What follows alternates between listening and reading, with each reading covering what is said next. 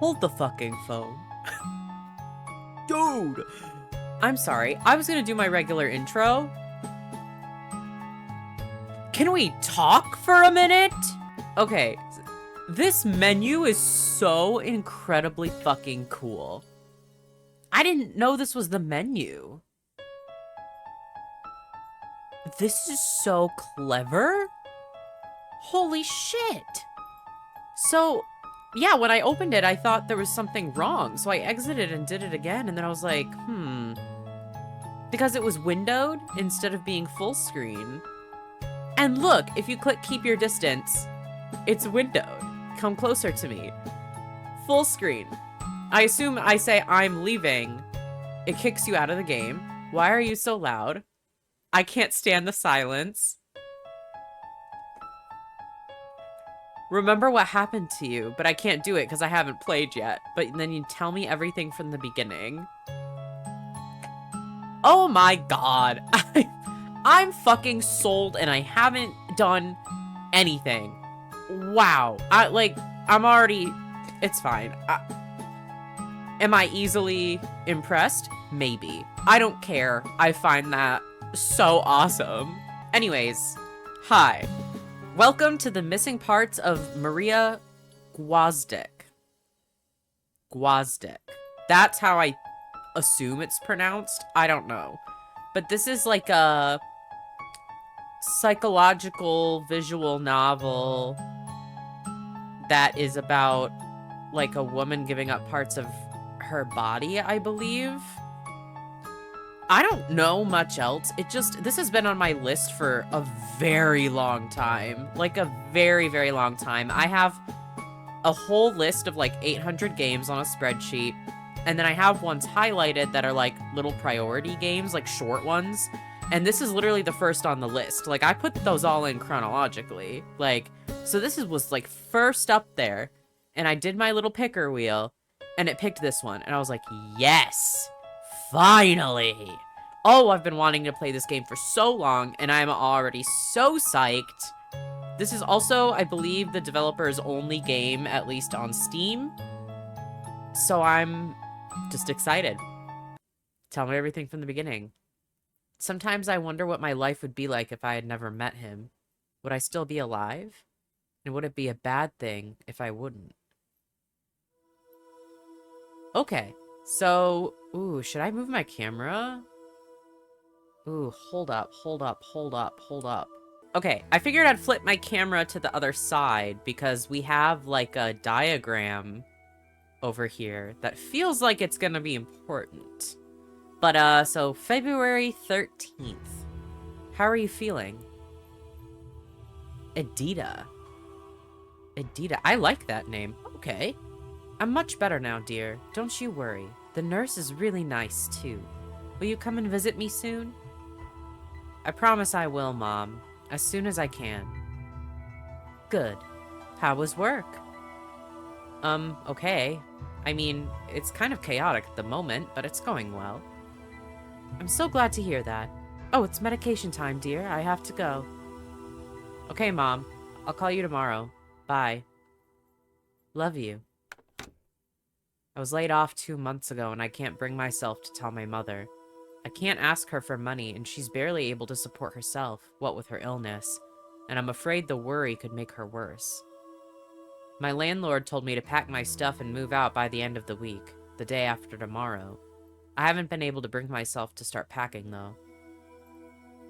I've been to about a dozen job interviews since I got the sack.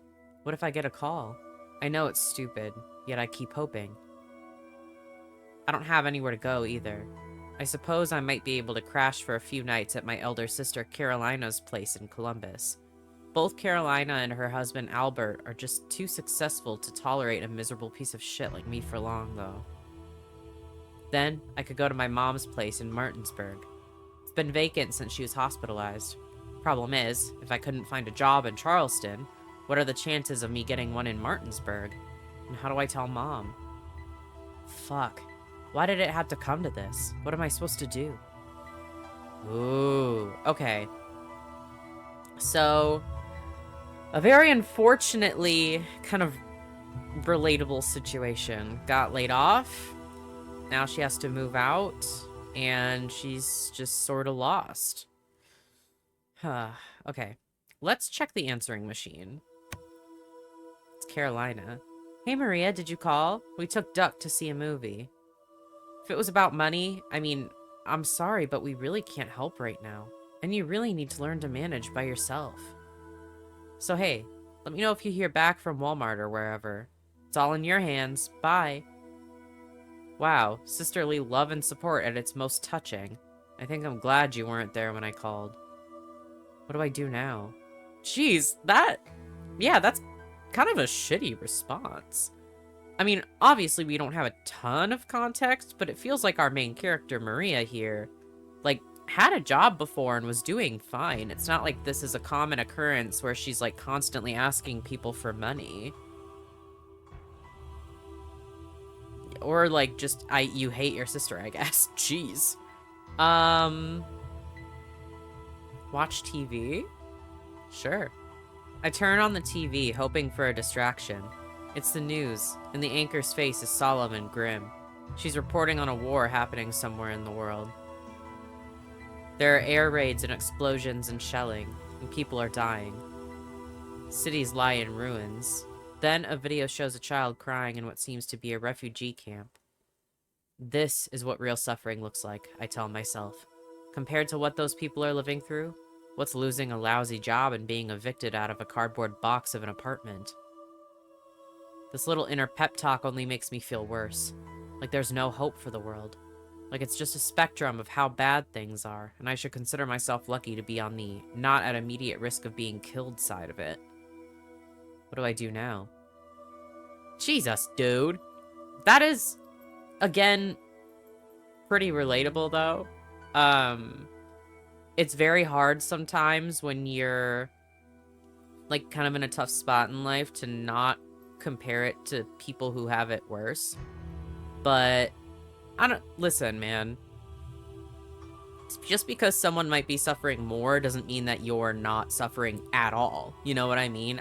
That's the mentality I have, at least. Doesn't mean you shouldn't care about the suffering of others, but you should also care about your own, you know? So, there's a balance of it, I feel. Is it the same if I watch TV again? Oh, it is? No. Oh, I switched to another channel. It's a local talent show. A girl of maybe 12 is playing a song on an actual saw using a bow, as if she was holding a cello and not a thing people cut wood with. It sounds heavenly. One of the judges is crying. I find myself wishing I had a talent like that. Or any talent, really. Something that would actually justify my existence in this world. What do I do now? Girl, jeez. Also, is there a save? There's not. I don't know if there's multiple endings or anything either. It struck me as a game that does, but I could very much be wrong. What if I watch TV again? Damn, there's so many. Okay, I flipped to another channel. A dude dressed in a Christmas sweater is kneeling on a snowy porch in front of a half-open door. He's holding a bouquet and apologizing to a teary-eyed woman standing in the doorway. He's sorry for cheating on her. He was an idiot and an asshole and drunk, and it will never happen again. If only she would give him another chance. I stopped paying attention. This TV asshole reminds me of another asshole, and that's the last thing I need right now. Nor do I have much sympathy for the girl if she decides to be Miss Forgiveness, which, based on the fact the end credits aren't rolling yet, she's about to do. What do I do now? Sorry. I don't forgive cheaters. Just simple as that. It seems that watching TV isn't helping right now. If anything, it's making things more depressing. I should try doing something else. What if I do it again? Damn, no. It's like, dude, you're done. Get out. Let's go outside. Yeah, I could do with a breath of fresh air. Figuratively, for the most part, but some literal fresh air wouldn't hurt either. I slide into my boots and put on my coat, walk out of the apartment, and take the elevator to the first floor. Outside is chilly and eerily quiet. The rumble of distant traffic from the interstate is the only reminder that there's still life in the city. One of the streetlights is flickering, plunging the already poor-lit street into darkness before coming back on moments later. I'm not sure if I'm glad or uneasy that there are no people in sight. A bit of both, perhaps. I start walking. Doesn't matter where. I try not to think about anything, just absorb the starless void of the night. I hear a strange sound behind me, like huge wings flapping. I turn around, but see nothing. But then, when I turn back again... Hello? So they never called you back. Where the hell did this guy come from? And is it even a guy? Not Cyberdynamics, not London Sports, not Mendez Delivery, not even Walmart. The city just doesn't need you. Who the hell are you and what do you want? I am Orin, and I want to offer you a deal.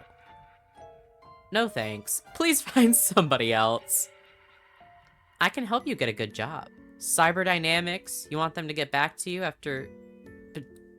Get back to you and offer you work? I can arrange that. Ooh, I love the noises, like this music and stuff. Oh, I like it. Okay. Are you stalking me? What part of no thanks do you not understand? And how does this deal of yours work? I just kind of want to know. How does that deal of yours work? The deal is that I grant your wishes. Great. Now I'm talking to a freaking fairy. You got it. We sign a contract and I grant your wishes in return for your organs. Ooh. My what?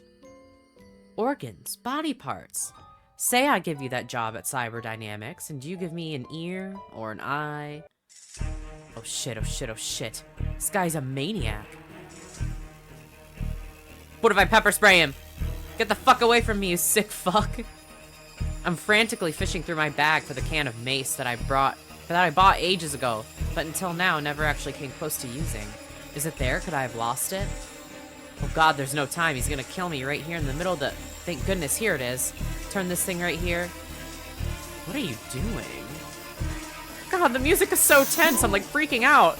I aim the can at his face and press the button. The guy realizes what's happening and turns away at the last moment, but some of the spray still catches him in the eye, based on the grunt that follows and how he grabs his face.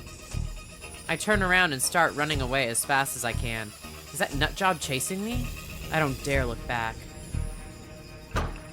Panting, I open the apartment complex door and rush to the elevator. I jab the button repeatedly, glancing back to see if he's followed me. When the elevator finally arrives, I jump in and press forward. Once on the 4th floor, I dart out of the elevator and across the hallway to my door. There's a note slipped under it.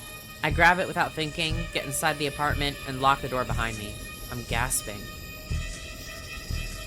Should I call the police? Should I call Carolina? Could the creep have followed me? I don't think I heard his footsteps behind me, but I could barely hear anything beside my own gasping. What even was that? I'm so confused. I notice the note I'm still holding in my trembling hand. Contract. Why is the music still tense? Chill. I hereby agree to have my wishes granted in exchange for 1 organ or body part per wish. For my first wish, I agree to part with my blank. Fill in the blank to initiate the contract. The rest of the page is filled with tiny print describing the terms of the deal. Holy fuck, the bastard knows where I live.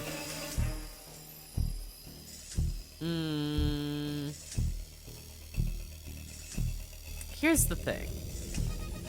Calling the cops is like kind of a good idea, but I can like already hear the dialogue in the game being like, "You're crazy," and then they hang up.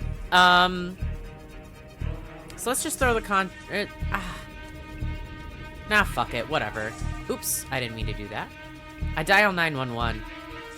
911, what's your emergency? A man is... I realize I don't even know how to explain what just happened. It all sounds so bizarre, they may think I'm high. I wish I was. Hello? A man is following me. He knows where I live. He's threatened to remove my organs. What is the address of the emergency? It takes a moment before I can remember my own address and state it to the dispatcher.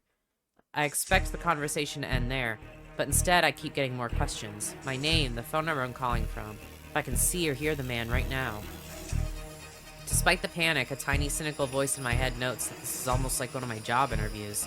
and going about as well. Okay, an officer has been dispatched to your address. Please wait for their arrival and do not open the door until you've confirmed their identity. Thanks. As I put down the receiver, I realized the dispatcher was saying something else just before I hung up. I slouch against the wall and wait, listening for any noises coming from the shared corridor. For a while, there are none, and I find myself hoping that no one comes. Eventually, I hear footsteps. Well, this could be one of two things. I feel in my bag for the mace. Police department. This isn't the sicko's voice. I sigh with relief as I open the door. Good evening, madam. I'm Officer Darwish with CPD. We've received a call for help. Maybe you come in. We? Me and my partner. Oh, it's gonna be the dude. Yup. Hello. Oh shit, he's with the police? Or just in cahoots with this officer? I'm fucked either way. My feet feel frozen to the floor, and for a moment, I just stare at the two men, unable to move or speak. Ma'am, may we come in? Let's not threaten the cop. They'll shoot you, actually. I don't need help. If I say it, there's some mystical shit going on. No. I do not need help, officers. I try to sound calm, like I'm in control of the situation, and my heart isn't pounding like crazy in my temples. There was a mistake. I shouldn't have called the police. I'll be going to bed now. Good night. Good God, will they just please go away? The officer looks about to say something, but the other man, Oren, speaks first. Well, in that case, we will be leaving, madam. Please refrain from calling the police in the future, unless you're certain the police can help you. He says the last part slowly, with cold, matter-of-fact menace.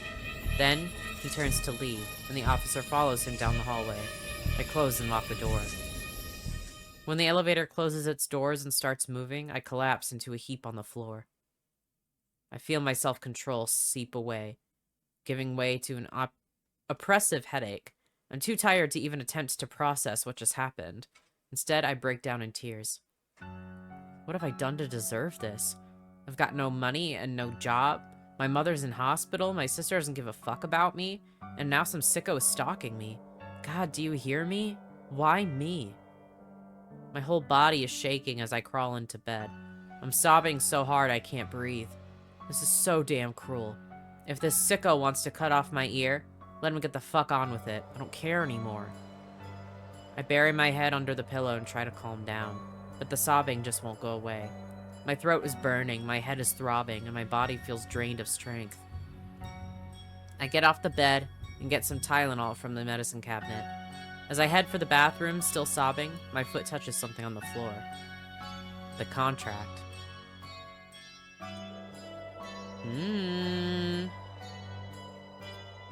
This feels like an important decision. I kind of want to I'm not going to look up spoilers, but I just want to know if there's multiple endings. Hold on. Okay, so from my understanding, there are 4 normal endings, and then not including a secret, and then refusal endings. I'm gonna get all the endings. Obviously. So my gut feeling is that the refusal ending is to just not sign the contract. So I kind of just want to try that. I catch myself reaching for the contract and will my hand to stop, incredulous at just how desperate I've grown. I don't know if this organs for wishes thing is some kind of prank or something worse. But, however bleak things might seem right now, I'm not signing away my organs, even hypothetically. Perfectly aware that I won't be able to sleep anytime soon, I drag myself back into bed, shut my eyes, and try to force my mind to stay blank. Refusal ending, move back to your childhood home. 3 days later, I moved back to my mom's place in Martinsburg with only a backpack and a cardboard box containing all of my surviving belongings, the rest having been donated to a thrift store or thrown out. The house is dusty and depressing and feels like a faded photocopy of the place I left behind years ago, when Mom was still healthy and I was excited to experience the world outside of my hometown. I find a part-time gig waitressing at the local diner, just as I did as a teen before moving out. The pay has stayed the same, although the patrons, largely the same crowd as years ago, tip a bit more generously. I suspect it's out of pity rather than because my service has any way improved.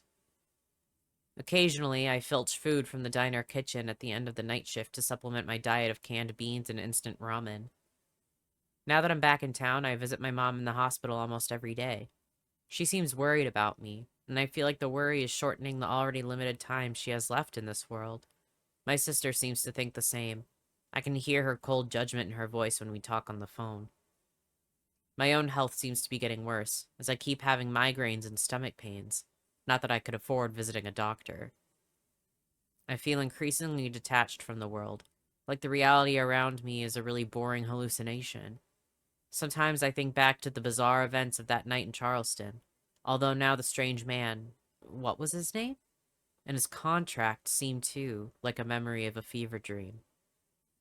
I wonder what would have happened if I'd agreed to his offer. Would they have found my body in a ditch the day after? Or would things actually be better than they are now? I guess I'll never know. Oh, okay. So that's just the refusal ending. I kind of just wanted to get that one sort of out of the way. I guess, It's kind of a tricky ending, isn't it? Because it's like, I guess I don't know what happens in the other endings yet. But it feels like it could have been worse. But I could be wrong. Ooh. I didn't like that. Gross. Remember what happened to you? Oh, okay. So it shoots me back to here. I'm not looking at the guide just yet. I'm just gonna still go with my feelings. Okay. So let's skip through this. And then we're gonna sign the contract. An organ for a wish, you say? I lift the contract from the floor, grab a pencil from my tiny writing desk, and write in. Oh. I definitely would way rather part with an ear than an eye. Yeah. Yeah. Oddly, the moment I finish writing the word, my headache appears to abate. I leave the contract on the floor and go back to bed. Fuck all this. I really need to sleep. Ooh. July 67? That's not a day! The room is huge and empty. There is no furniture, no windows, and strangely, no door. All there is a vast space between four carmine walls. I hear what sounds like muffled voices coming from the outside. I call out, but I can barely hear my own voice. The room seems to absorb every sound. My steps are silent as I move from one wall to another, looking for a way out. Suddenly, I sense another presence in the room. I turn around and see a dark figure with glowing green eyes. Before I can react, the figure reaches for my head and tears off my ear. The room swallows my screams. And it's just the next day. When I wake up, it's bright outside. I'm in bed, still in my boots, and something hurts in my head. The phone is ringing. Did Carolina decide to show some sisterly generosity? I pick up the receiver. Hello? Hello, is this Maria Gwozdek? Yes? This is Mark from Cyber Dynamics. You had an interview with us in January for a position in the sales department. We have reviewed many applications and consider you to be the best suited candidate for the position. Are you still interested in the job? Yes, absolutely. Oh, I didn't mean to click that fast. We'll be waiting for you tomorrow at 9. Do you remember the address? I do. Thank you so much. See you tomorrow. Yeah, see you. I cannot believe this is happening. Cyberdynamics was probably the most competitive vacancy I've applied for, and I thought the interview didn't go that well. Who cares, though? I've actually managed to get a job there. Take that, fuckers. Oh, dude, she's gonna reach up. No ear. I begin to cry tears of joy, the receiver still pressed against my ear. Then I realize the receiver is pressing directly to my skull. Suddenly, I remember last night. I rush to the bathroom and look in the mirror. My right ear is missing. I don't hear from Oren again, and cannot seem to find the contract anywhere. When Carolina learns that I got a job, she transfers $1,000 to my account so that I can pay my bills. The following month, and apparently to her surprise, I pay her back. Now that I have a proper job, my sister suddenly seems to like me. She invites me to her place in Columbus every now and then, and even Albert seems friendly enough. I grow long hair to cover my missing ear. I still feel uncomfortable in public, but I learn to manage it. I even find a boyfriend. His name is Tim, and he's a manager at Mendez. I can't say I don't enjoy this new life, but I do feel incomplete without my ear, and I keep seeing dreams of the Carmine Room. Oh, okay. Hi, Maria. Are you busy tomorrow evening? I need you here at 6. Okay, I'll be there. Excellent. Bye now. I put down the receiver, and out of the corner of my eye, see Tim glaring at me. Let me guess. No movies tomorrow, because you're letting Omar exploit you again. How was I supposed to know? Tim, it's not like that. I just don't understand, Maria. Do you really love work so much? Do you actually care about anything else? Or is it Omar? You'd rather spend time with him than me. Dude, your boyfriend sucks! Oh my god, dump him! Tim, this is ridiculous. You know what's ridiculous, Maria? The way he uses you. It pisses me off how you'll listen to anything the old bastard says, but you're completely deaf to everything else. Deaf? Are you saying this because I'm missing an ear? Girl, no. Oh, for fuck's sake. You're gonna play that card again? You know, Maria, I'm sick of this. I'm not gonna spend my fucking life trying to fix yours. I wish you'd realize that your problems have nothing to do with missing body parts. I feel a flash of anger rush through my body. I wish you knew what it's like to have a body part missing. Oh, don't say that you wish. Don't say that you wish that, actually. Fuck this, I'm not gonna listen to this bullshit. I watch Tim storm out of the apartment. I'm angry and desperate and confused. I don't call after him either to try and stop him or tell him that he's left behind his umbrella. I go to the kitchen and pour myself a whiskey. This should stop the shaking. Okay, I need something to do. Boy, oh boy. Let's just watch TV. I try to watch an episode of Family Guy to distract myself, but I just can't focus. I switch to the news. It's the usual deal. War and terrorism and cataclysms and crises. I can't say I care much today. Neither does a music video by The Strokes have much of a soothing effect. Fuck this, it's not working. I turn off the TV. I decide to go for a walk to get my mind off of what happened. It's sunny outside and I take my umbrella just in case. In West Virginia, you never know when it will start raining. As I walk out of my apartment and turn to lock the door, I hear a strange sound coming from the elevator. I turn around. Long time no see, Maria. I instantly know who this is. Oh, what are you doing here? I'm here to fulfill your wish. You already have, and I don't have any further wishes. Someone didn't read the terms of her deal, did she? It's a lifelong contract. Every time you make a wish, I will make it come true. But I didn't make any new wishes. Just a few minutes ago, didn't you say, I wish you knew what it's like to have a body part missing? What? You can't possibly mean that. I will make your friend Timothy understand what it feels like to be missing a body part. And you will give me a body part for fulfilling your wish. No. It was a figure of speech. I didn't literally mean that I want him to experience what a missing body part feels like. It's just an expression that doesn't count as a wish. It wasn't just a figure of speech, Maria. In that moment, you meant it. You may deceive yourself into thinking otherwise, but I know you did. If you hadn't, I wouldn't be here. Is Oren right? Or just messing with me?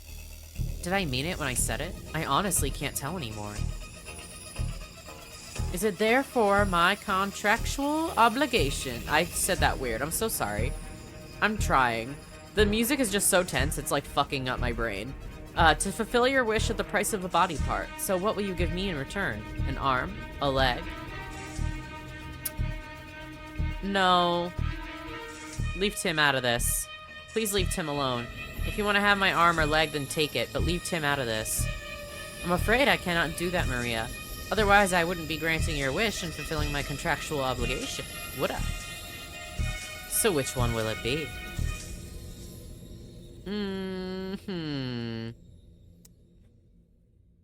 I think this is, honestly, this is just a game of Would You Rather, but like for body. You know? I think I'd rather take a leg.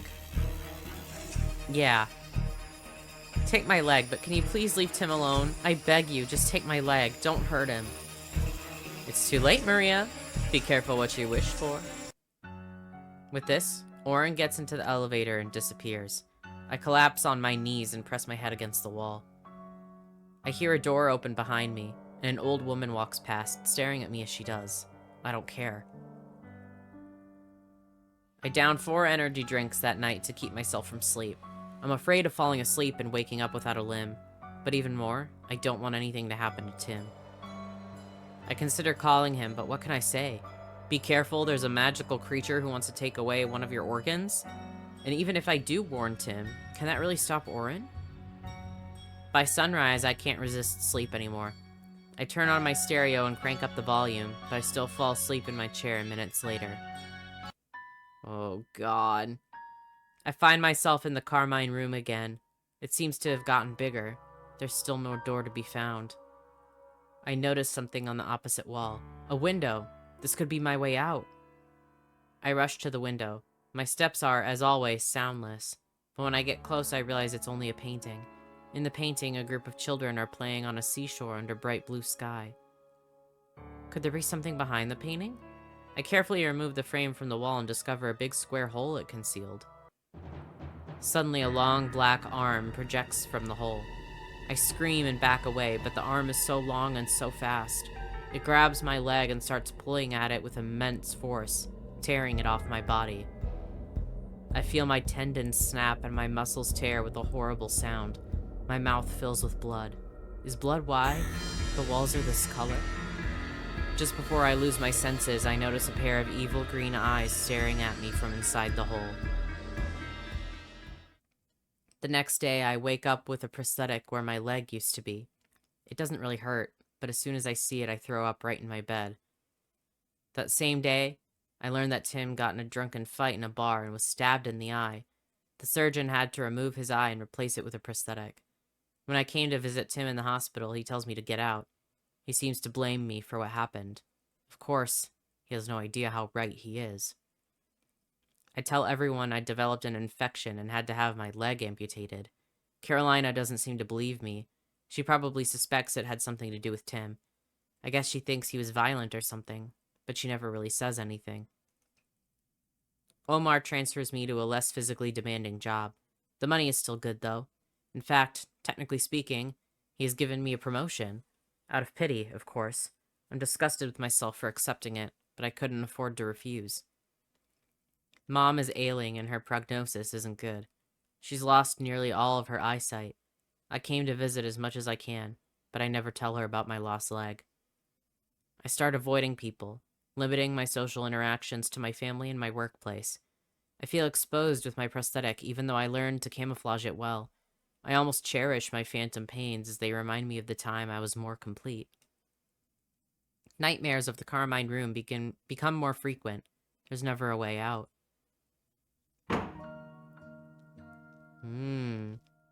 God, that's so cool to see the picture change, though. Like, I noticed her hair got longer. Now there's the prosthetic leg. Damn. Okay. Maria, what took you so long? Hey, Carolina. There were no taxis for whatever reason, so I had to walk. Carolina and Albert live in Columbus's German village, which is not that far from the Greyhound station, but I'm still adapting to my prosthetic leg, and what's taken 20-minute walk for most people takes me closer to 40. It took me even longer today due to the bad phantom pains I've had since the morning. I try to hide it, though. Oh, sweetie, you should have called me. Albert would have picked you up, but I'm so glad you're here. I'm still getting used to the sweetie. Hey, Maria, thanks for coming. Hey, Albert, thanks for inviting me. No problem. Sorry, I better not leave the stove for long. Albert disappears into the kitchen. So, how's Mom doing? I went to Martinsburg to visit Mom yesterday.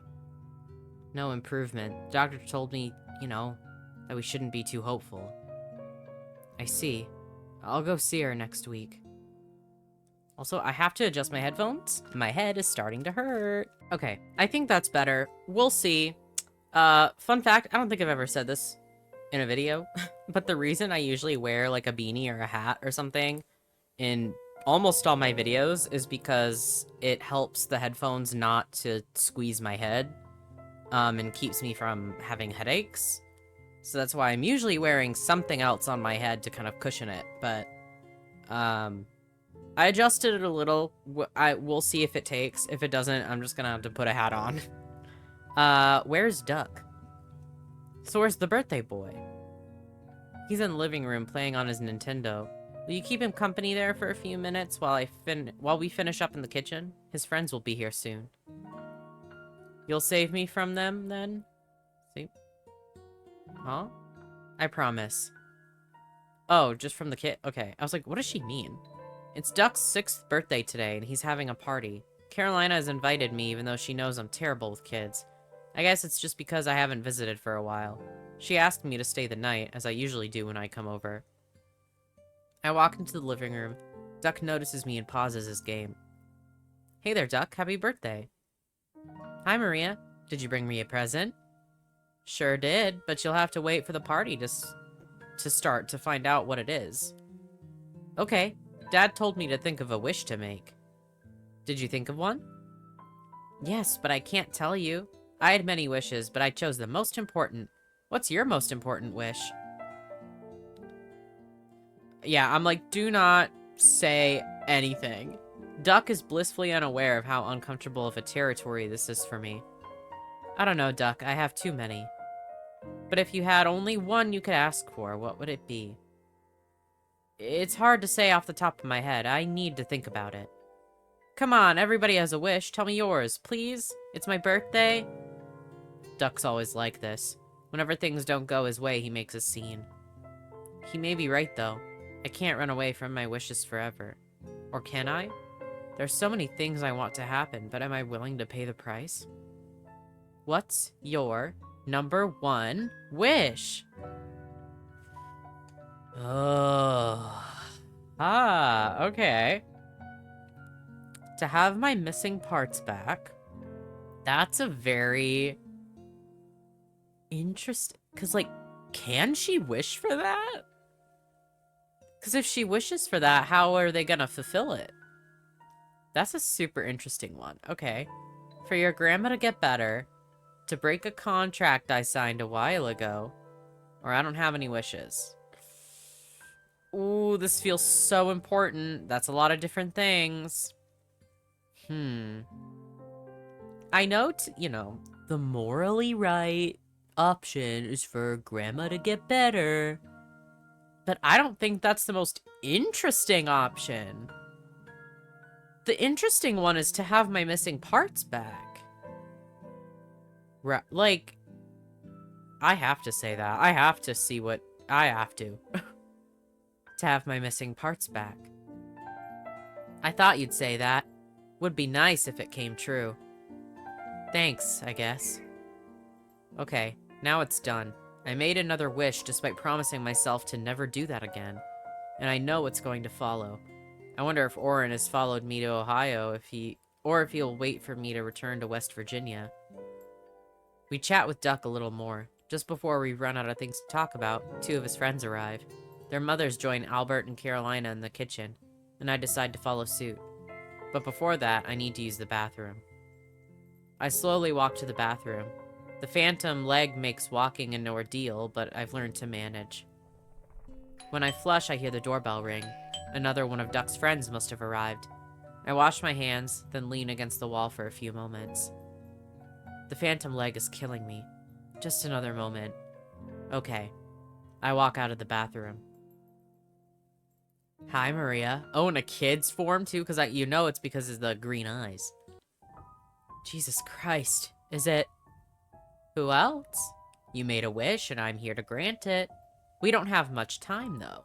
What will you give me in return? A kidney, perhaps? A lung?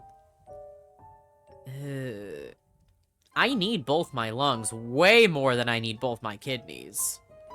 That's for fucking sure. Kidney. Take my kidney. Will you really give me back my ear and leg? Of course. Have I ever let you down? Fuck you, Orin. Okay, let's get this party started. At a kid's birthday party, too. Damn.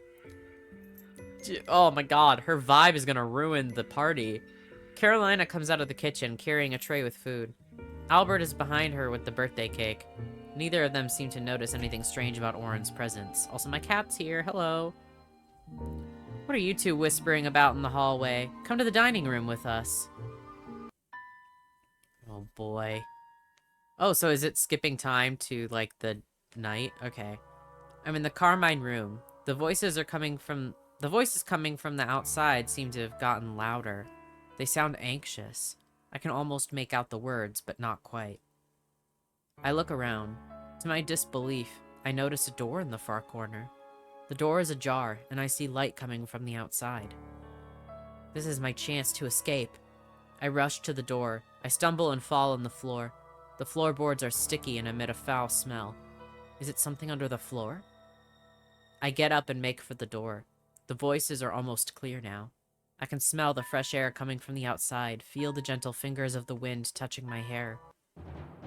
A dark figure appears in the doorway, obscuring all light and muffling the voices. The emerald green eyes stare at me with a cold indifference. I back away, expecting the creature to attack me. Instead, it lingers in the doorway, and then leaves, closing the door behind it. The door makes no sound, but I sense the lock turn. The door vanishes. I rush to the wall where the door was a moment ago, but there's no trace of the exit now. The voices outside are muffled now, and no light seeps through. I bang my fists against the wall, again and again, until my bones crack and my hands start bleeding. But the wall is so cold and solid, and the carmine surface absorbs my blood. Recovery ending. Get some of your parts back. Oh! I wake up in the early hours of the morning and know that my ear and my leg are back where they used to be. I do feel a strange hollowness inside, though. I leave quietly while everybody is still sleeping. Later that day, I go to the hospital. The doctor confirms one of my kidneys is missing. She assures me this does not pose a threat to my life and seems to believe I was born that way. Indeed, the missing kidney has little effect on my life. I have to follow a stricter diet, but other than that, my life does not change much. I do feel painfully incomplete, however. I'm glad to have my ear and leg back, but they feel fake somehow, like incredibly realistic prosthetics. My mother dies the following month. I feel guilty I didn't wish for Orin to heal her. Carolina and I grow distant again. My sister seems wary of me and does not seem to believe my explanation that my ear and leg have been restored thanks to cutting-edge experimental surgery. I'm sure she has some crazy theory of her own, but it certainly can't beat the insane reality of my situation. I run into Tim in the street one day. He's drunk and disheveled as hell, and his remaining eye is bloodshot and slides over me unrecognizingly. I quit my job in cyberdynamics and moved to Columbia, South Carolina. I find a job there and rent a studio apartment near the river. I enjoy the fact that nobody there knows me, and I don't know anybody, and for the foreseeable future, I intend to keep it that way. I keep seeing dreams of the Carmine room, but I almost learn to accept them. Even when I'm dreaming, I know there's no way out of the room. I decide not to make another wish ever again, and this time I better not give in.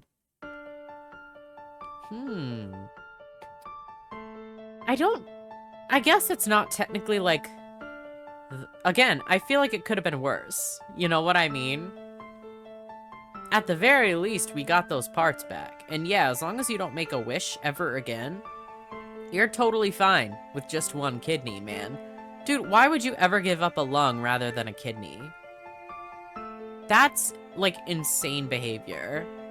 I'm just saying. I now kind of want to see how to get the other endings, though, because... yeah, that was... so that wasn't the secret ending, but that was the... recovery ending. I could not think of the word. Okay. So let's get the first ending that's on this list, and then we'll just go from there. So, I could do remember what happened to you. Oh, okay, and it flips. Oh, that's so nice. I didn't know how much I'd have to click through. Okay, so we click through this. Okay. Da-da-da-da-da-da. Okay, so this one is the stereotypical for your grandma to get better. So, whew, let's do that for your grandma to get better.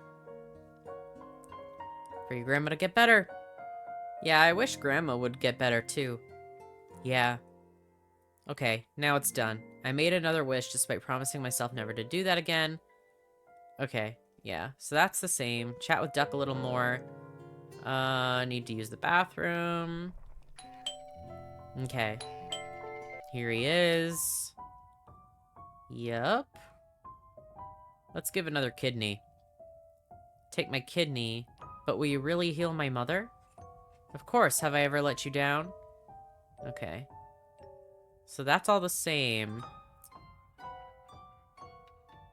Yeah, neither of them sense anything weird. I'm in the Carmine room. I think this is probably all the same. Yeah. Yeah, this is all the same. Or maybe it's not. Fuck! It's fine. Suddenly, I'm frozen in place. I cannot scream, I cannot breathe. I just feel the creature's hand break through my rib cage. It hurts more than all the pain I've ever felt combined. But I do not even move. Only a shallow squeaking sound comes from my throat as the creature's hands fumble inside my body. Then I feel something snap inside me. My insides are burning like 1,000 suns. The hand, now covered in blood, produces an organ.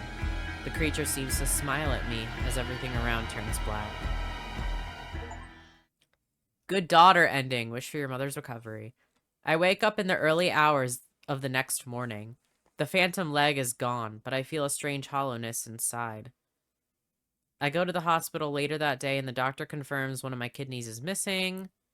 Okay.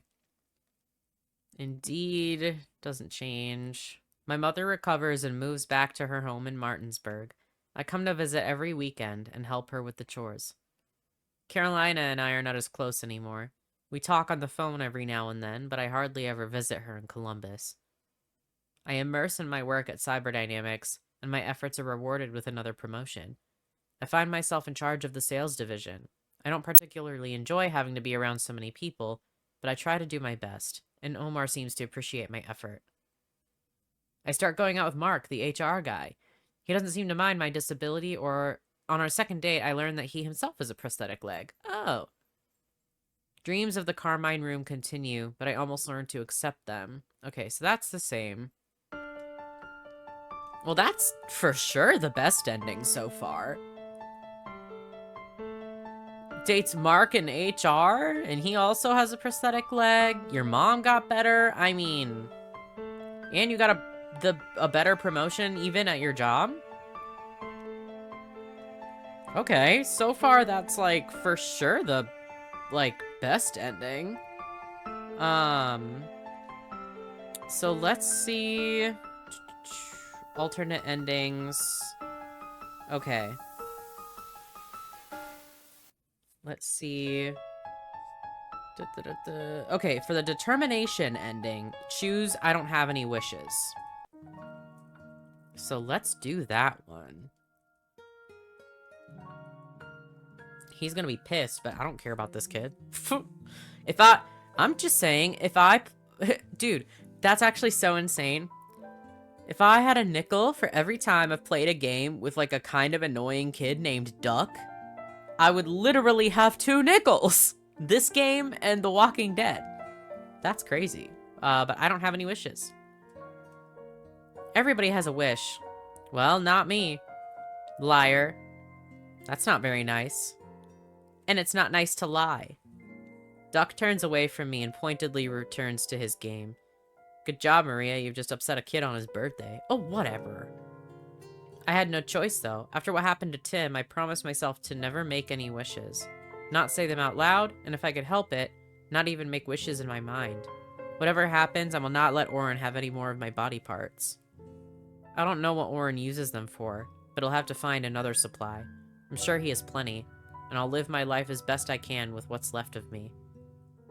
Soon, 2 of Duck's friends arrive. Their mothers join Albert and Carolina in the kitchen, and I decide to follow suit.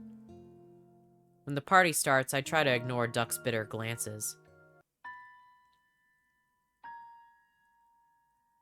Wait, why? I didn't make a wish. Why? Okay, I look around. To my disbelief, okay, that's the same.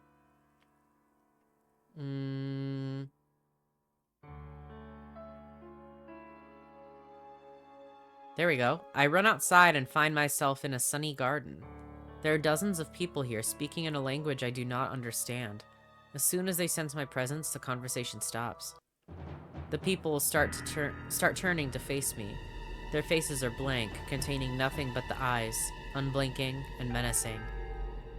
The people surround me. I consider retreating into the Carmine room, but it's too late. Several of them have blocked my path. The silent circle around me gets tighter. I want to say something, but words are stuck in my throat. What are they going to do to me? Out of the corner of my eye, I notice a dark figure with emerald eyes watching me from a distance. Determination ending. Resist temptation to make new wishes. My mother dies the following month. I feel guilty. Okay. After the funeral, Carolina gives me a hug, which I don't remember her doing since I was a teen. We grow even closer, discovering a sisterly bond we never really shared before. I come to Columbus every other weekend. Duck doesn't like me much, but Carolina doesn't seem to notice. I immerse in my work at Cyberdynamics. I do not get another promotion, though. Damn! Generous bonuses, though? Yeah. Take what you can get, I suppose. Next March, I learned that Tim died of renal failure. Apparently, he had taken to the bottle since losing his eye and began neglecting his health. The autopsy shows he had only 1 kidney. Ooh. He must have signed a contract. I avoid interacting with people outside work, with Carolina and her family the only exception.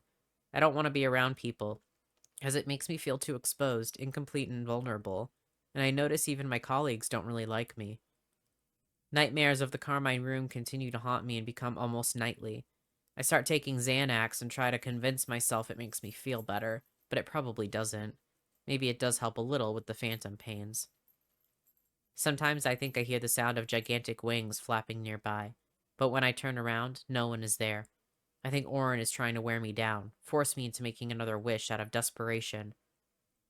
There are moments when I feel this close to doing so, but I'm able to control myself. Come what may, I will put up a fight.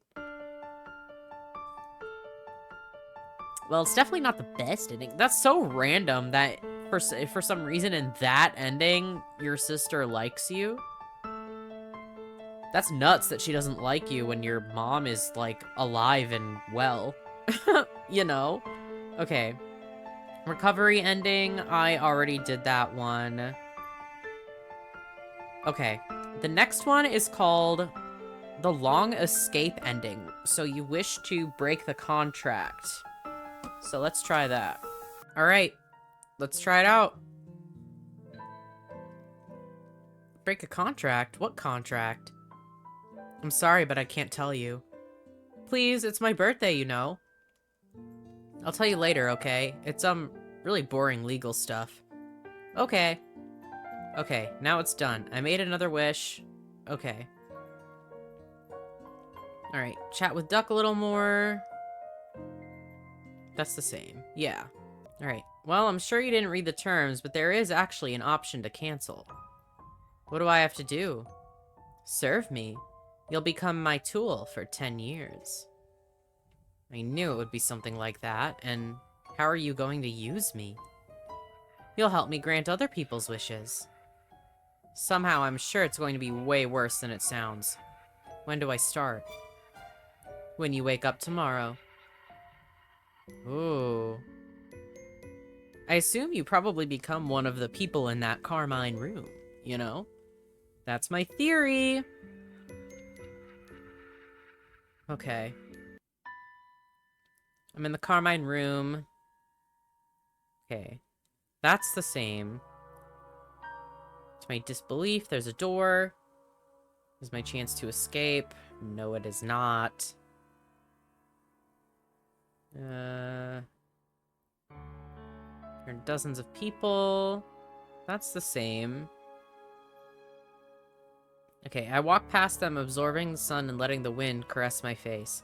I smell the ocean breeze in the distance, and I know this is where I'm headed. At the gates of the garden, a dark figure with emerald green eyes is waiting for me. It seems to be grinning. There we go. Escape your contract. Eventually. Orin makes me his tool, as he promised, having me run errands for him. I hardly ever see him, though. Every day I find an envelope with an assignment and a few $10 or $20 bills slipped under my door. Most of the assignments are connected to other people's wishes. I have to quit my job at Cyberdynamics, much to Omor's surprise and Carolina's disapproval. My mother dies the following month. I feel guilty I didn't wish for Orin to heal her. Carolina and I almost stopped talking now that nothing seems to connect us. Orin's assignments range from simple to terrible. Sometimes it's just talking to an old loner. Sometimes it's delivering a fix to a junkie in withdrawal. Once, I have to call a woman whose boyfriend cheated on her and pretend to be the girl he slept with. Explain how I got him drunk and seduced him despite his Why can't I read? Protestations. Goodness. The poor idiot seems to buy the whole thing and redirects her anger at me. One day, Orin orders me to go to Tim's place and have sex with him. Oh my god. Apparently Tim is lonely and desperate and misses me. When I get there, he's plastered and his face is covered in snot. He actually tries to hit me before he collapses on the floor. I still feel incomplete, but Orin's assignments keep me busy enough to almost not notice. I want to hate this new life as a slave, but strangely I don't. Of course, I can't wait to be free again, but that's a long way to go. For now, I'm just glad I can have a wish without being afraid of it, and I'm so relieved the nightmares of trying to escape the Carmine room are gone. Okay, well, at least the nightmares are gone, and you'll get out of your contract, but 10 years, dude? That's crazy. What is going on with the Carmine? What is going on with the people in the room? I want to know that. Okay. Refusal ending. Okay, so secret ending. Okay.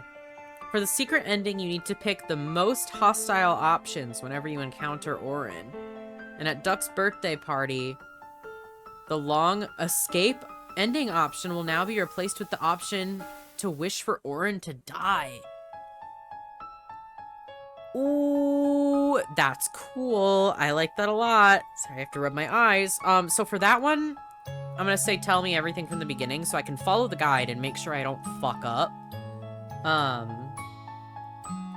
So let's do that, and if anything is different, I will read it.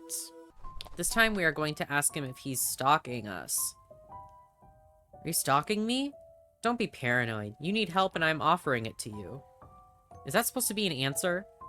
Listen, you have no job, you're nearly out of money, and you'll soon have nowhere to go. I'm offering you a deal that can change all that.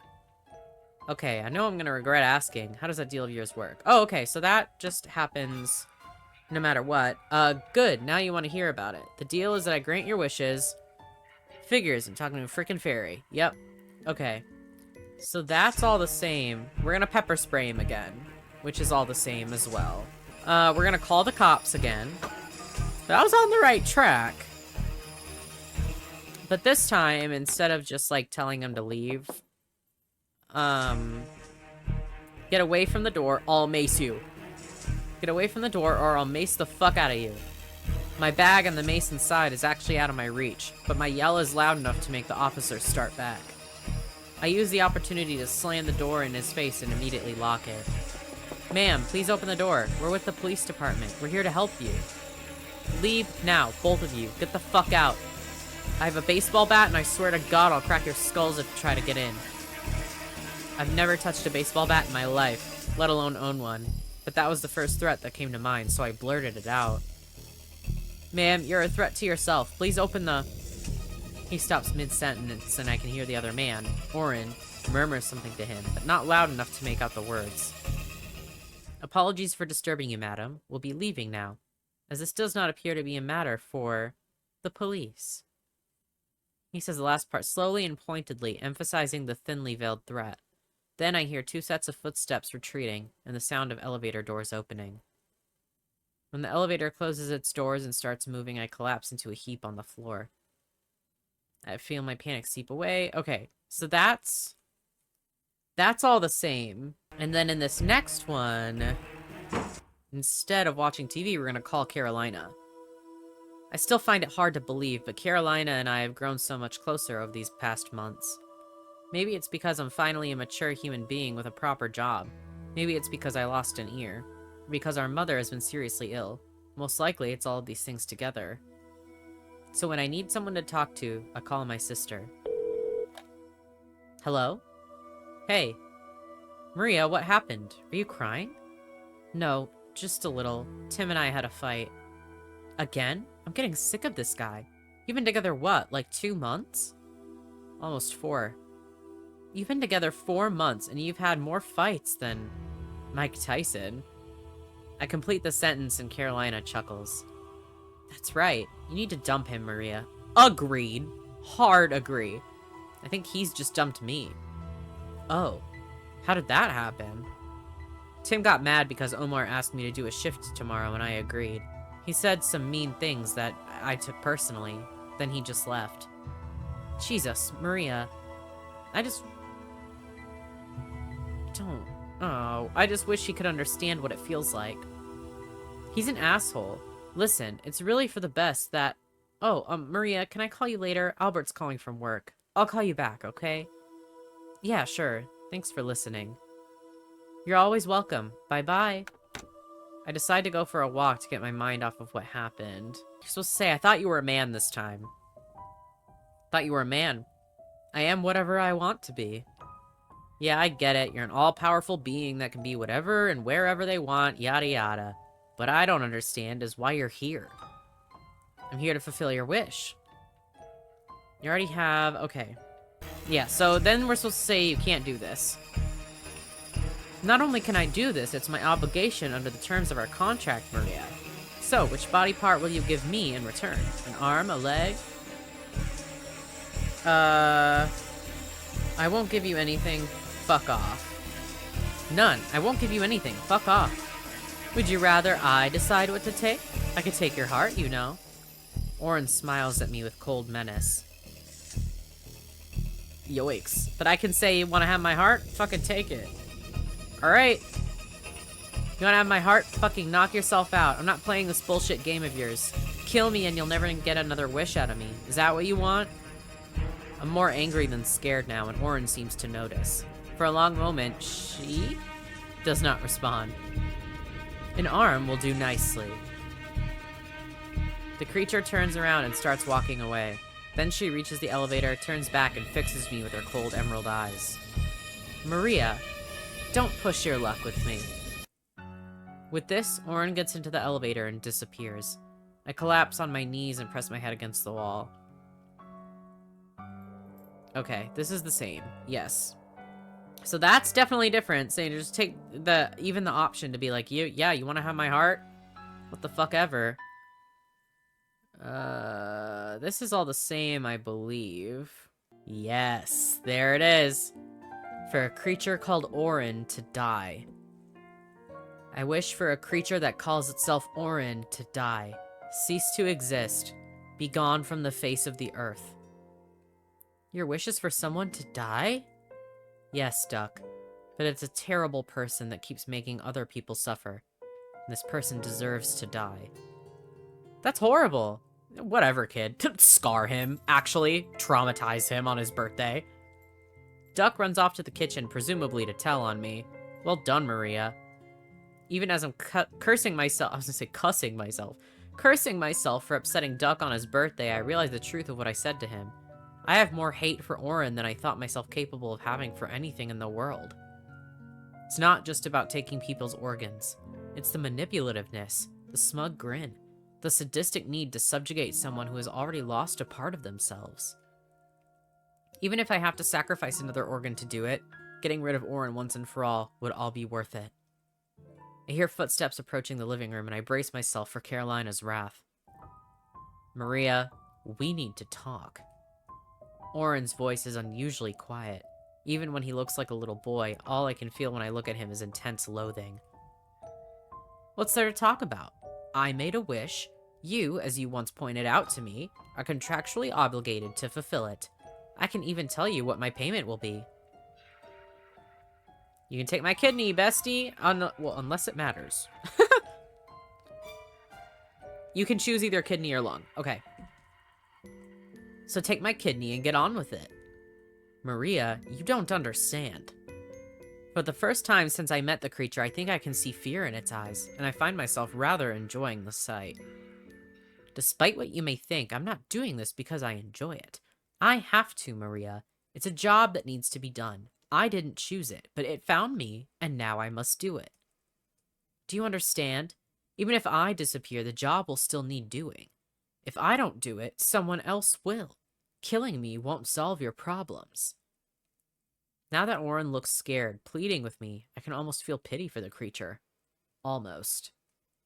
Spare me the bullshit, Oren. I made a simple wish, and I expect you to fulfill it. I wish that no one will ever see you again. I wish you gone. Dead. You don't deserve to exist. So fucking stop existing. What on earth is going on here? Carolina bursts into the room, teary-eyed Duck clinging to her side. I realized I was speaking louder than I intended, and she must have overheard me. Embarrassing! Yikes! There's a look of concern on her face when she looks at what, to her, must be a frightened little boy standing next to me.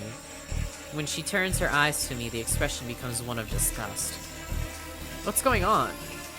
I open my mouth to say something, then I realize with growing panic there's nothing I can possibly say to explain what just happened. Instead, I push past Carolina and Albert into the hallway, grab my coat, and leave without saying anything. Once outside, I start walking briskly to the Greyhound station, trying to put on my coat with my one real arm. By the time I get off the bus in Charleston, I've almost stopped crying. However close Carolina and I may have become, I know there's no recovering from what happened today. Was it even worth it? Will the wish actually come true?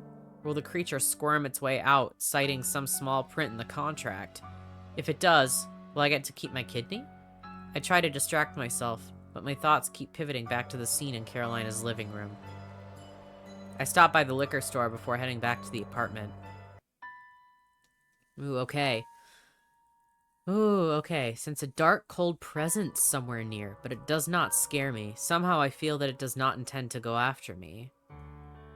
I also see a door, which I don't think was there before. I try the handle only to discover it's locked. Yet I'm inexplicably confident I can find the key somewhere in the room. When I turn to look for it, I notice a desk standing in the corner of the room. How could I have overlooked it before? On the desk, there's a thick pile of papers held together by an elastic band. The paper on top seems to have my name on it. I reach for the papers. I expected a headache, but instead I awake to a ravenous hunger. I wouldn't be surprised at feeling peckish after skipping dinner last night, but this is stronger than any hunger I felt before. There's something else too, but the hunger is too overpowering for me to focus on whatever the other thing is. I get out of bed and go straight to the fridge, none of whose meager contents look appealing. I whip up a cheese omelet and wolf it down, burning my mouth on the molten cheese. Okay. My theory is that the reason he was like getting organs and stuff was to eat them. And that's like the hunger that she's feeling, that now that Oren is dead, she has to take his place. That would be a good twist. I'm just saying. But the food barely tastes of anything, and I realize it's done nothing to satiate my hunger. Then I catch a glimpse of my face in the mirror. Oh God, no. No, no, no. I know these eyes, and they don't belong on my face. It's only then I realize that my ear and arm are back, as if they'd never been gone. Yup. Suddenly, Oren's words come back to me. I didn't choose this job, but it found me, and now I must do it. Even if I disappear, it will still need doing. If I don't do it, someone else will. You have to be fucking kidding me. I can now make out the other sensation behind the wolfish hunger. Okay, uncover a terrible secret. Okay. Something is calling to me. There's a place I must go. There's someone wishing. I don't know what for. Not yet. The unknown person's desires are like murmurs of a distant conversation, and I need to hear what's being said. I'm certain I will sense more as I get closer. Somehow I know exactly where to go. I try to fight it, but I must know what this person is wishing for. I know I can grant their wish, and I realize with panic rising inside me that doing so, and getting paid for it, is the only way to sate my hunger. I get dressed, preparing to go outside, the hunger still gnawing inside my body. As I put on my boots, I notice a thick pile of papers lying on the floor, bound together with an elastic band. The paper on top has my name on it. That's it? We're not getting more follow-up? No! I wanted more. I mean, obviously we know what happened, but I'm like, I almost wish... You know, like when the screen goes to black and then it has, like, stuff. Like, I want to know more. What happened after? I believe that was all the endings, yes? Yeah, that was all the endings. So that was the secret ending. And... that... I think that was probably my favorite ending. But it's not, like, the good ending. You know what I mean? I definitely think where the one where the mom, like, survives and stuff is probably the best ending, for the character of Maria, but that secret ending, I did like that. I do, I don't want to, like, act like I didn't like this game, because I really like it, but I do almost wish it was a little grosser, because it's body horror, you know? Oh my god, I love a good body horror. Like, a good body horror. Not every body horror. Not all of them. But I love a good one. And I did think it was gonna get a little more gruesome. Those parts in the Carmine room, that were probably some of the best parts to me, because it felt so much more visceral. And it felt so much more, like it made your skin crawl a little bit more. And I do wish there was a little bit more of that. I do get that it's probably not supposed to be, like, super gory and stuff. Like, I get it, okay? Not every body horror thing is gonna be like that. But that's just my preference. Not saying it's necessarily a bad thing. It's just a preference. That's just what I like. Otherwise, I really like the concept. It makes sense. I get it.